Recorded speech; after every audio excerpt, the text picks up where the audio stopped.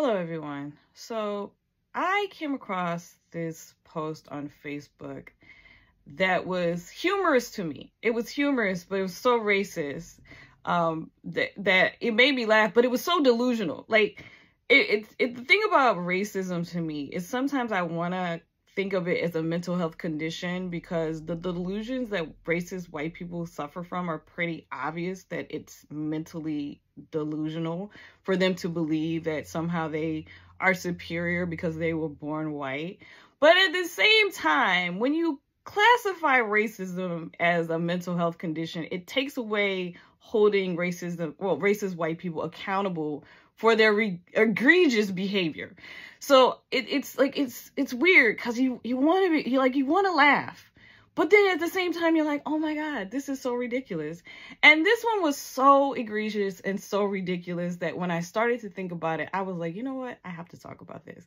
So let me read it to you because it's so outrageous, and then we're going to discuss some things that makes this obviously not true. All right, so this woman wrote on a post, I don't know what post it was, but she said, "Want to be us so bad," and then she has a screenshot of something called white envy.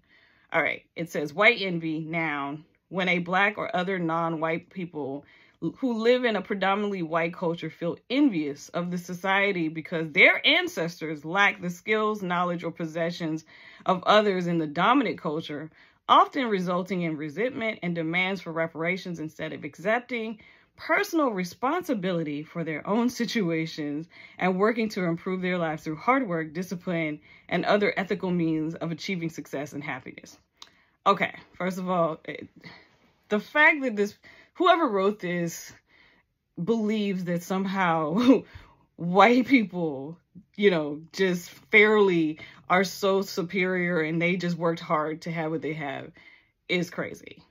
Because we know colonization, slavery, genocides around the world are how white supremacy came into play.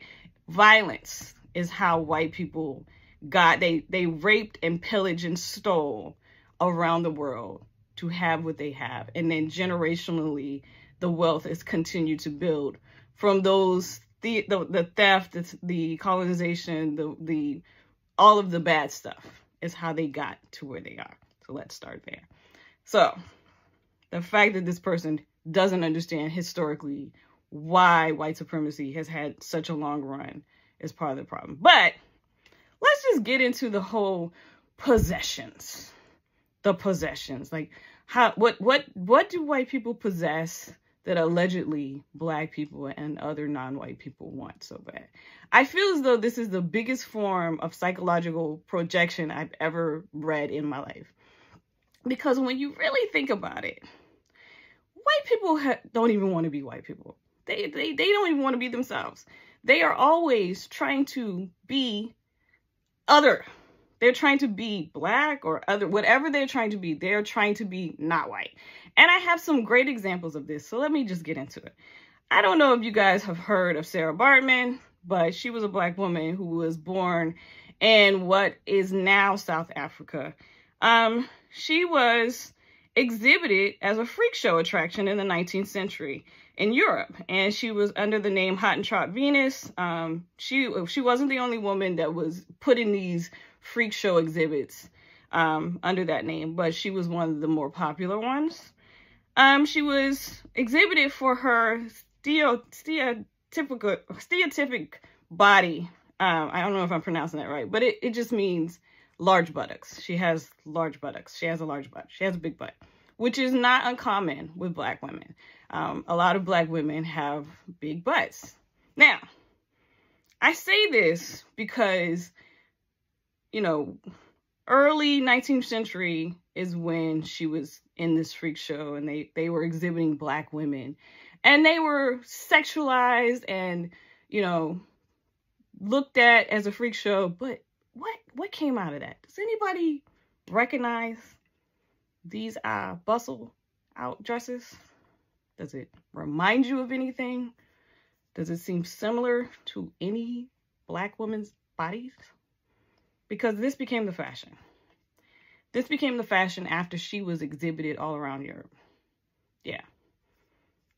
So, yeah, saying that somehow what you possess is what we want, but when in reality, what Black women possess suddenly becomes the fashion. And it's not an unusual trend. Black women and girls set the fashion trends all around the world all the time. And they're always from poor areas. Whatever poor Black girls are doing becomes the trend in the following years. This has been happening for decades.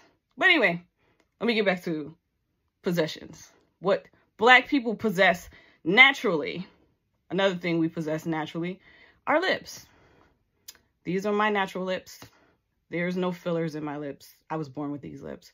I don't know if you guys remember this ad in MAC. I don't know if it was 2016, whatever.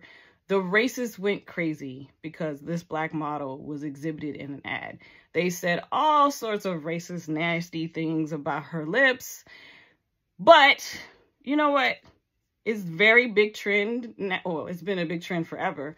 But lip fillers.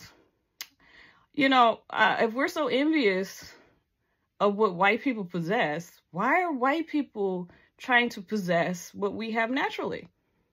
This just seems, like I said, it's just the biggest projection I've ever seen. But racism is weird. It makes you cuckoo because you are trying to accuse Black people and non-white people of being envious. Yet, again, example, you're emulating us. Another example, tan. Looking tan, looking brown, having melanin is considered attractive on white people. As Paul Mooney, the great comedian, used to say, ugly on us, cute on them. I will never forget that because it's true. What we possess naturally, our skin color, our bodies, our lips, it's cute on you if you're not Black. But to white people, racist white people, it's ugly on us. But somehow we're the ones who are envious. It's just too much. It's too much for me. Anyway, they've even made movies about how this happens where white people are taking from Black people. And honestly, everything in American culture, our music, our style, it comes from Black people. So for you to write this definition of white envy is just crazy because when it comes down to it, it's not Black people who are envious of white people. That's not what's happening. Really, despite all of the things that Black people have had to deal with in this racist system in America for hundreds of years, from slavery to Jim Crow to just this foolishness that is happening now, the fact that people are still thinking that somehow they're in the positions that they're in because they're smarter or they're better is just, it's a delusion. But honestly, all that we want is for things to be fair. Because if things become fair, then you will see that you're not necessarily better or smarter. When things are fair, and I've given examples in another video that I did, when things are fair, white people don't come out on top, especially white men.